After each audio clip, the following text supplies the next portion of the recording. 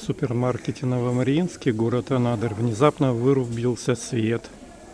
Радует, что аварийный свет присутствует. Подсвечиваются дорожки к выходу, направление к выходу. Так что молодцы. Надеюсь, это ненадолго.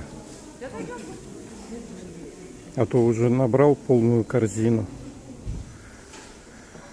Ой. Неохота, если сейчас скажут, что не смогут мне продать. 15 минут примерно прошло, свет пока не дали. Ну вот в этом микрорайоне вырубило. А так в городе свет есть. Жизнь идет своим чередом.